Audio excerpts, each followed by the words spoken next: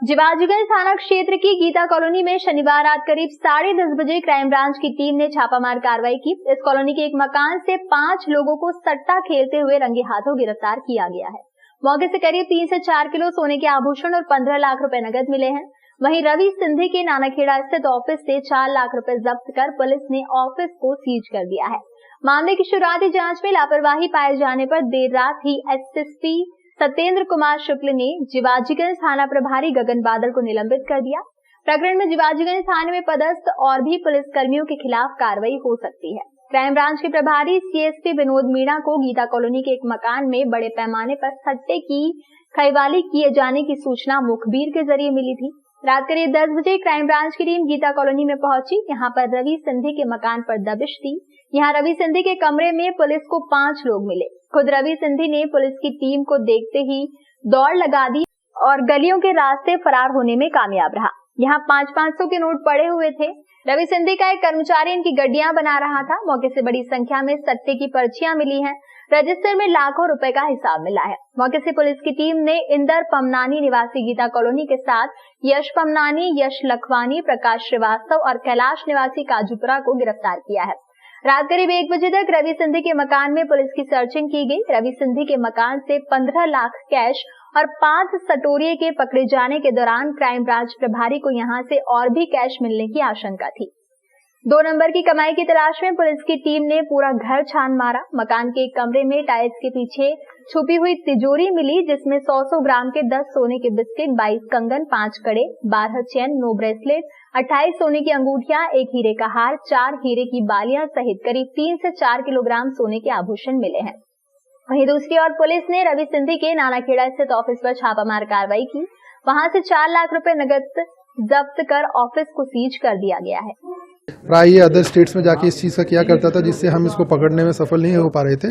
तो आज सूचना के आधार पर साइबर और क्राइम की टीम दोनों ने मिलकर आज इनके घर पे दबिश डाली। तो दबिश के दौरान हमें भारी मात्रा में सट्टे की सामग्री मिली, लेख मिला।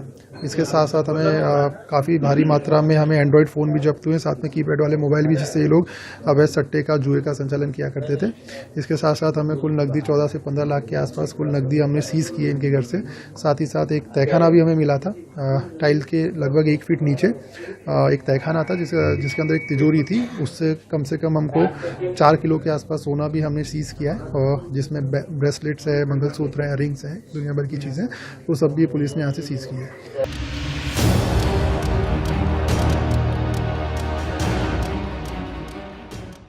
नाना नानी के घर रहकर 9वीं की पढ़ाई करने वाली 14 वर्षीय बालिका दिन में लापता हो गई। शाम को परिजनों ने भाट पचलाना में उसकी गुमशुदगी दर्ज कराई। रात में पहली मंजिल पर निर्वस्त्र अवस्था में बोरे में ढकी उसकी लाश परिजनों को मिली, जिसकी सूचना पुलिस को दी गई। पुलिस ने शव बरामद कर पीएम के लिए पहुंचाया और जांच शुरू की। एसएसपी सत्येंद्र कुमार शुक्ल स्वयं मौके पर पहुंचे। पुलिस ने बताया कि भाट पचलाना थाना अंतर्गत आने वाले ग्राम चिड़ावदा में रहने वाली 14 वर्षीय बालिका की नानी छोटी बहन के साथ लेकर मंदिर गई थी। उसके नाना कपड़े की दुकान चलाते हैं, वो दुकान चले गए। बालिका घर में अकेली थी। नानी मंदिर से घर लौटी तो बालिका नहीं मिली। आसपास तलाश करने के बाद इसका पता नहीं चला। शाम करीब 5 बजे परिजनों ने भाट पचलाना थाने पहुंचकर बालिका की गुमशुदगी दर्ज कराई और तलाश जारी रखी। पुलिस के अनुसार नाना का 2 मंजिल मकान है। बालिका की तलाश में रिश्तेदार भी लगे हुए थे। पहली मंजिल पर बने कमरे का दरवाजा बंद रहता है, उसमें सोयाबीन आदि भरा जाता है। एक रिश्तेदार बालिका को तलाशता हुआ पहली मंजिल पर पहुंचा, जहां सोयाबीन के खाली बोरे से ढकी बालिका की निर्वस्त्र लाश उसने देखी और शोर मचाकर परिजनों को बुलाया।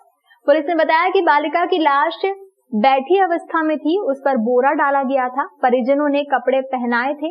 बालिका के शरीर पर खरोच के निशान है। प्रारंभिक जांच में सामने आया है कि बालिका के साथ दुष्कर्म के बाद गला घोंटकर हत्या की गई है। रात को मौके पर पहुंची एफएसएल अधिकारी डॉक्टर प्रीति गायकवाड़ ने बताया कि हत्या का मामला स्पष्ट दिखाई दे रहा है, लेकिन दुष्कर्म के मामले में डॉक्टर का ओपिनियन मांगा गया है। इस पूरे मामले की तहकीकात कर रहे हैं, सभी पहलुओं पर हमारी जांच चल रही है। अभी जो सामने चीज आई है 9 बजे से लेकर 10 बजे के बीच का ये घटनाक्रम है। उस दौरान कौन से लोग आए हैं और आसपास कौन आए, इस संदर्भ में हमारी पूछताछ चल रही है।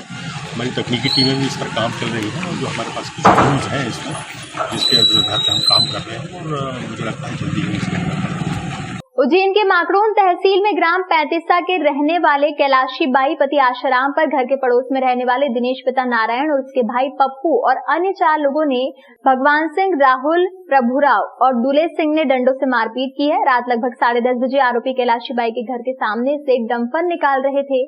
उसी बात पर विवाद हुआ, जिसमें एक पक्ष ने पुलिस को सूचना दी। घायल के परिजनों के अनुसार आरोपियों ने पुलिस के सामने ही मारपीट की है। मारपीट में कैलाशी बाई, उसका पति आशाराम और एक अन्य घायल हुए हैं, जिनमें से कैलाशी बाई का इलाज उज्जैन के जिला अस्पताल में किया जा रहा है। हालांकि इस मामले में पुलिस ने दोनों पक्षों के खिलाफ मारपीट का प्रकरण दर्ज किया है।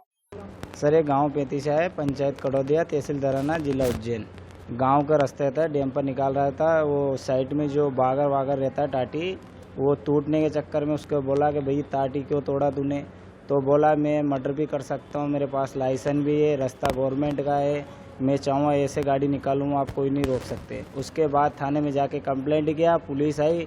पुलिस देखने के बाद में वहाँ दिखा रहे थे तो वो पीछे से हमला किया। उसके बाद ये झगड़ा, हाँ, पुलिस के साथ में पुलिस वहाँ देखने आई थी तहकीकात करने के लिए। उसके पीछे वहाँ हमला चालू किया उनने। किसने हमला किया? कौन है? दिनेश, मेन लीडर दिनेश है, पिता नारायण है, दुले सिंह है, भगवान सिंह है, राहुल, पप्पू। और कितने जने? 5 जने आए थे सर। शराबी पति ने की महिला से मारपीट। उज्जैन के नीलगंगा थाना क्षेत्र अंतर्गत न्यू इंदिरानगर कॉलोनी में रहने वाली अंजलि के साथ उसके ही पति राजाराम ने शनिवार शाम बेरहमी से मारपीट की। अंजलि को इलाज के लिए जिला अस्पताल में भर्ती कराया गया है। घायल महिला ने बताया कि पति राजाराम शराब पीकर अक्सर मारपीट करता है। कल भी वो शराब पीकर आया था और गाली गलौज करते हुए मारपीट करने लगा। अंजलि की पीठ, गाल और सर में गंभीर चोट आई है। घायल महिला का मायका इंदौर में है और राजाराम से उसकी शादी 9 साल पहले हुई थी। दोनों के 8 और 6 साल के 2 बेटे भी हैं। नीलगंगा थाना पुलिस ने मारपीट की धाराओं में प्रकरण दर्ज कर आरोपी पति को गिरफ्तार कर लिया है। किसने मारा आपको? मैं पति ने मारा मुझे। वो मारते दारू पी के। ये यहाँ पे भी मारा, पीछे मारा बहुत सारा, रोज मारते। काय से मारा आपको? अच्छा, वो से कप की चीनी का उससे मारा। चाय पीने का कप आता उससे। पहले भी मारा? पहले भी मारा था। उज्जैन के महतपुर तहसील में थाना झाड़ा अंतर्गत ग्राम मालिया में शनिवार शाम कुएं से पानी भरने की बात को लेकर 2 पड़ोसियों में खूब हथियार चले। जिला अस्पताल में इलाज करा रहे संजय पिता शंकरलाल, उम्र 30 वर्ष, निवासी ग्राम मालिया ने बताया कि घर के पास एक छोटा सा कुआं है जिसे सभी पानी भरते हैं। शनिवार शाम को भी पानी भरने की बात पर पड़ोसी से कहासुनी हो गई। इसके बाद कैलाश पिता नानूराम, पंकज, गोविंद, गंगाराम और नानूराम ने तलवार से मारपीट की। मारपीट में संजय के सर पर चोट आई है। झारड़ा पुलिस ने दोनों पक्षों के खिलाफ मारपीट की धाराओं में केस दर्ज कर लिया है। घायल के अनुसार पहले भी पानी भरने की बात को लेकर पड़ोसियों में विवाद हो चुका है। सर जी, मेरे यानी कि घर के पास में यानी कि एक कुआं है, उसमें यानी पानी भरने का था, तो उन्होंने पहले सभी पानी तोड़ दिया। मैं कहने लिए के गया तो उन्होंने यानी वो 4-5-6 जने, उनके भाई कैलाश, पंकज, कैलाश मंत्री और उसका भाई यानी पंकज और उसका भाई एक और गोविंद और उसका भाई एक और काका मोटा जी का, बोलते जा। उसके भाई का नाम गंगाराम और उसके पिता नानूराम ने मिलकर मेरे को मारा और मेरे भाई को भी मारा, मेरी मम्मी को भी मारा। यदि कहने गए तो यानी सब ने ऊपर यानी तलवार से मेरे यहाँ मारा है। और वो यानी कि वो तो यूँ समझते हैं यानी हम तो पैसे भर देंगे, हमारी तो यानी कोई कार्रवाई नहीं करेगा, पुलिस वाला भी नहीं करेगा। किसकी कोई किसकी है वो जो जिसपे पानी कर रहा है? वो तो हमारे सबकी है। झोपड़ी में रहने वाला युवक शराबखोरी में जमकर पैसे उड़ा रहा था। शंका में पुलिस ने पकड़ा तो गुरुवार शुक्रवार रात मौसी के घर चोरी करना कबूल कर लिया। पिता भी पुत्र की करतूत में शामिल था। पुलिस ने उसे भी हिरासत में लिया है। एकता नगर में 30 जून को 1 जुलाई की रात साड़ी और सिलाई का काम करने वाली मंजू केवट के मकान में 7 लाख की चोरी हो गई थी। नीलगंगा पुलिस ने मामला दर्ज कर 24 घंटे में चोरी का माल बरामद कर लिया। वारदात मंजू की बहन के बेटे दीपक रायकवार के द्वारा की गई थी, जो घर से कुछ ही दूरी पर झोपड़ी नुमा घर में पिता प्रभुलाल के साथ रहता है। पिता भी उसकी करतूत में शामिल था, जिसके चलते पुलिस ने उसे भी हिरासत में लिया और पिता पुत्र की निशानदेही पर 3.5 लाख के आभूषण, 1,80,000 रुपए नगद के साथ 50,000 रुपए से भरी गुल्लक, पलंग पेटी से बरामद की है। सीआई तरुण कुरील ने बताया कि दोनों से माल बरामद होने के बाद गिरफ्तार किया गया है। रविवार को न्यायालय में पेश कर जेल भेजा जाएगा। पिता पुत्र शराब के आदी हैं। दीपक अपनी मौसी मंजू के घर आता जाता था और उसको पूरी जानकारी थी। तो पुलिस ने इसमें तफ्तीश प्रारंभ की और इस दौरान हमको ज्ञात हुआ कि उनके घर के पास में रहने वाले एक पिता पुत्र हैं, वो उनकी हैसियत से अधिक पैसे उड़ा रहे हैं, शराब पी रहे हैं और उनके पास नोटों की गड्डी देखी गई है। तो हमने उसकी तस्दीक की और फिर मुखबिरों को लगाया उसमें, तो फिर उनके पास ये सूचना सही पाई गई कि इनके पास अधिक पैसे हैं। फिर उसमें हमने दीपक केवट नाम के युवक को पकड़ा था, तो उसने सख्ती से पूछताछ करने पे बताया कि उसके द्वारा चोरी की गई है और दीपक की निशानदेही पर हमने उसके घर पे तलाशी ली, तो वहाँ से हमने चोरी का पूरा माल बरामद कर लिया है। करीब 1,35,000 रुपये नगद हमने बरामद किए हैं और सोने चांदी के पूरे जेवर जो चोरी गए थे पूर्ण रूप से बरामद कर लिए। इस मामले में इसके पिता को भी जानकारी थी और वो भी उसने ही ये सोने चांदी के जेवर छिपाए थे और वो भी उन पैसों का उपयोग कर रहा था। तो हमने पिता को भी आरोपी बनाया है, दीपक केवट के पिता प्रभुलाल को, और दोनों को गिरफ्तार कर लिया है, पूरा माल बरामद कर लिया है। आज दोनों पिता पुत्र को न्यायालय प्रस्तुत किया जाएगा। महाकाल मंदिर प्रोजेक्ट के दौरान हादसा, गिरते पानी में इलेक्ट्रीशियन से कराया जा रहा था काम, करंट लगने से मौत। परिजनों का ठेकेदार पर आरोप। शनिवार को तेज बारिश के बीच महाकाल मंदिर विस्तारीकरण काम के दौरान इलेक्ट्रीशियन की करंट लगने से मौत हो गई। हादसे के बाद परिजनों ने ठेकेदार पर जबरन काम करने का आरोप लगाया है। पुलिस ने मर्ग कायम कर जांच शुरू कर दी है। स्मार्ट सिटी योजना के तहत महाकाल मंदिर विस्तारीकरण का काम किया जा रहा है। शाम को तेज बारिश के बीच भारत माता मंदिर के पीछे चल रहे प्रोजेक्ट में इलेक्ट्रीशियन काम कर रहा था। जयप्रकाश पिता हरिप्रसाद सक्सेना 56 वर्ष की करंट लगने से मौत हो गई। परिजन घटना का पता चलते ही मौके पर पहुंच गए। महाकाल पुलिस शव जिला अस्पताल लेकर आई, जहां परिजनों ने मेरठ की श्याम कंस्ट्रक्शन कंपनी के ठेकेदार अनंत जैन पर आरोप लगाते हुए कहा कि ठेकेदार को काम जल्दी पूरा करना था, जिसके चलते गिरते पानी में भी काम पर लगा रखा था। ठेकेदार की लापरवाही से ही जयप्रकाश की मौत हुई है। परिजन पंकज सक्सेना ने बताया कि जयप्रकाश 2 बच्चों का पिता था और परिवार की जिम्मेदारी उन्हीं के कंधों पर थी। घटनास्थल पर बिजली का खुला तार पड़ा हुआ था। मामले में एसआई गोपाल सिंह राठौर ने बताया कि फिलहाल मर्ग कायम कर जांच शुरू कर दी गई है। रविवार सुबह पोस्टमार्टम कर शव परिजनों के सुपुर्द कर दिया गया। फोन आया था कि 4 बजे के आसपास की वेरासाला जो जयप्रकाश सक्सेना है, उसको वहाँ स्मार्ट सिटी से बताया गया है कि आपके साले को करंट लग के हम सिविल हॉस्पिटल में ले गए, जिसकी मृत्यु हो चुकी है। हम जब आए तो हमें यहाँ पोस्टमार्टम रूम में हमको वो मिला। हम उससे पहले हमको जानकारी कोई नहीं दी गई कि वो उसको हम लेके जा रहे हैं, क्या कर रहे हैं, ये कुछ नहीं हमको जानकारी दी गई। कहाँ पर कौन से ठेकेदार के अंडर में काम कर रहे थे, कितने समय से लगभग? जैन साहब का ठेके हैं, श्याम कंस्ट्रक्शन के नाम से, श्याम कंस्ट्रक्शन के नाम, अनंत जैन के नाम। कहाँ की कंपनी है? ये स्मार्ट सिटी का काम है, मेरठ की कंपनी है। मेरठ की काम कौन सी जगह चल रहा था? कौन सी जगह? भारत माता के पीछे, भारत माता मंदिर के पीछे, महाकाल के पीछे। महाकाल पीछे। अच्छा, कब से काम कर रहे थे? ये करीब 1.5 साल से काम कर रहे हैं इनके।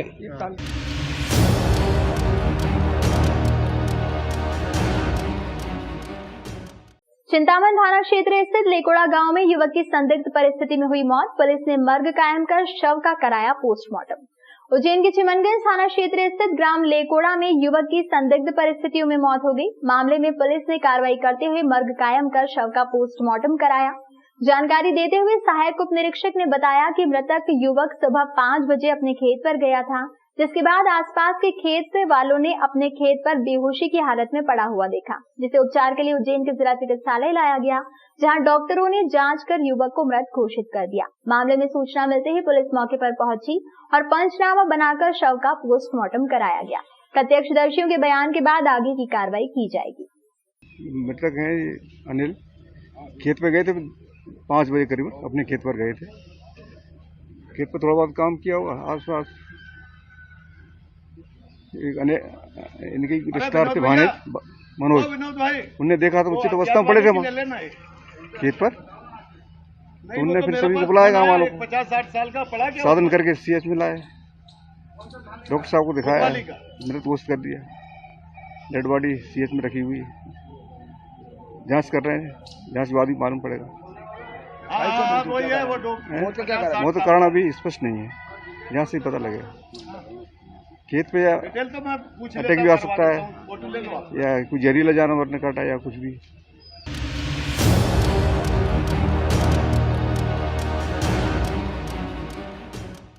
रतलाम शहर के नगर निगम के चुनाव रोचक बनते जा रहे हैं। महापौर पद के लिए भाजपा के प्रत्याशी प्रहलाद पटेल के सामने कांग्रेस प्रत्याशी मयंक जाट की स्थिति मजबूत होती जा रही है। जनसंपर्क के दौरान महापौर प्रत्याशी मयंक जाट को गरीबों और मध्यम वर्गीय लोगों का अच्छा जन समर्थन मिल रहा है, जिसे चुनाव कांटे का बनता नजर आ रहा है।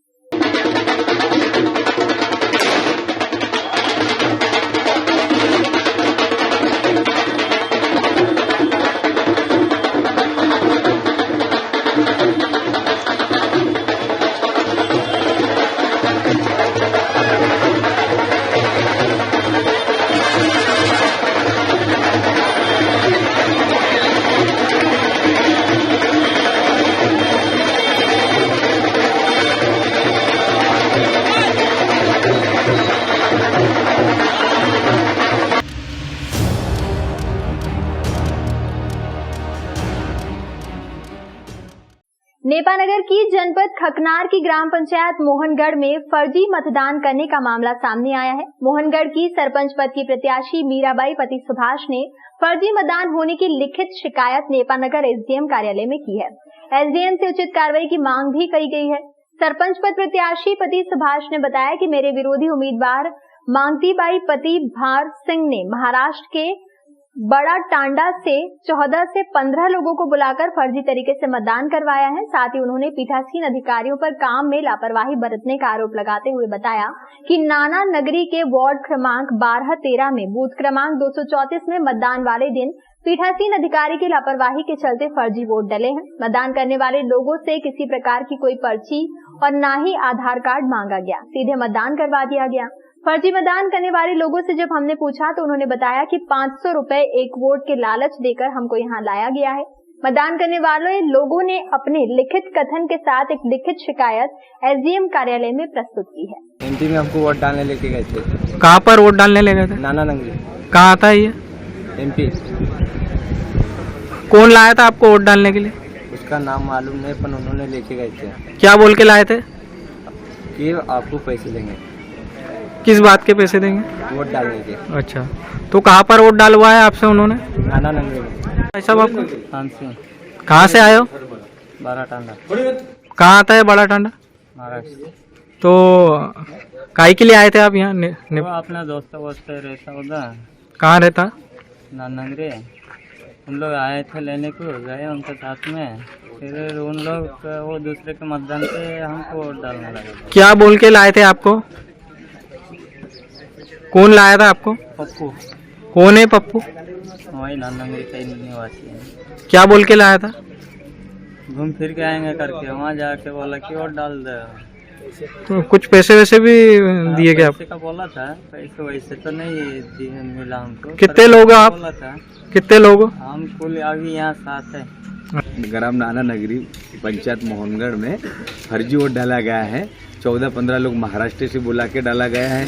वहाँ के सरपंच कार्यकर्ता एवं सरपंच पति भार सिंह द्वारा एवं प्रेम सिंह पप्पू सिंह द्वारा डाला गया है कि भाई हम तुम्हें 500 रुपये देंगे और आप मतदान करो। इसलिए वहाँ डलवाया, इसलिए हमको पता चला सुबह उनकी जीत हो गई और हम 20-25 वोट से हारे हैं। अच्छा। उनकी जीत का होने पे उनके जीत कराने वाले ने जिसने मतदान किया उनने कहते हमने उनको जिताया बोले, नाना नगरी का सरपंच को। तो जहाँ से हमको पता चला कि भाई आपने यार कैसा डाला, बोले उन्होंने हमको पैसे देने के लालच बोले हमें डाल दिया। बोले ऐसे तो तुमने डाला है तो तुम्हारे पास कोई सबूत है क्या? तो अब ये निशानी उंगली है, ये साही लगी हुई है, बताओ। ये साथ में खड़े हैं सब।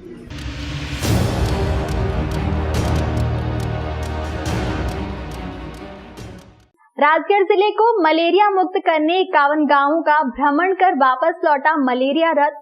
66,328 जांच के उपरांत निकले केवल 3 पॉजिटिव मरीज। डॉक्टर डीपी पटेल मध्य प्रदेश शासन द्वारा प्रदेश में स्वास्थ्य सुविधाएं बेहतर बनाने के उद्देश्य से चलाए जा रहे विभिन्न अभियानों में शामिल मलेरिया और डेंगू मुक्त अभियान के तहत संपूर्ण प्रदेश में जागरूकता अभियान चलाया जा रहा है। उसी क्रम में राजगढ़ जिले के अंतर्गत आने वाले 51 हाई रिस्क गाँव में आमजन को मलेरिया जैसी गंभीर बीमारी से जागरूकता का संदेश देकर मलेरिया रथ वापस राजगढ़ लौट चुका है। जिला मलेरिया अधिकारी डीपी पटेल ने जानकारी देते हुए बताया कि शासन की मंशानुसार जिले में उक्त अभियान के तहत मलेरिया रथ ने जिले के 51 हाई रिस्क गांव में भ्रमण किया। इसमें केवल 3 व्यक्ति पॉजिटिव पाए गए हैं, जिनमें एक प्रकरण सुथालिया, एक खिलचीपुर और एक सारंगपुर क्षेत्र से है। वहीं जुलाई माह में विभाग द्वारा चलाए जाने वाले डेंगू निरोधक माह के संबंध में भी विस्तृत जानकारी दी गई कि मलेरिया माह रथ के माध्यम से संदेश प्रचार प्रसार और आगामी बरसाती समय में उसके रोकथाम के लिए अब सभी जन जागरूकता के तहत सब जागरूक हो चुके, उसमें अपना बचाव करने के लिए सक्षम होंगे। मैं आपके इस प्रश्न का जवाब देना चाहूँगा कि मलेरिया रथ के बाद अभी अगला जो जुलाई माह है डेंगू निरोधक माह के रूप में मनाया जाता है। इसमें एडीज मच्छर से डेंगू फैलता है और इसकी कोई दवाई नहीं बनी है, कोई इसका अभी तक कोई टीका वैक्सीनेशन तैयार नहीं हुआ है, इसलिए यह बहुत ही गंभीर होता है जिसमें रक्त की कमी हो जाती है और प्लेटलेट्स घट जाती हैं। हम इस रोग को होने के पूर्व हम इसको नियंत्रण में कर सकते हैं, केवल अपने घर के घड़े मटके टंकी कूलर का 7 दिन में पानी को बदल दें। इसके लिए मेरी ओर से जिला मलेरिया कार्यालय और स्वास्थ्य विभाग की ओर से कलेक्टर साहब के साथ इसमें चर्चा की जा चुकी है और हम लोग एक नई मुहिम यहाँ पे चला रहे हैं जिसमें हर रविवार मच्छर पर वार करके हम मच्छर और मच्छर से होने वाली सभी बीमारियों को नष्ट कर सकते हैं।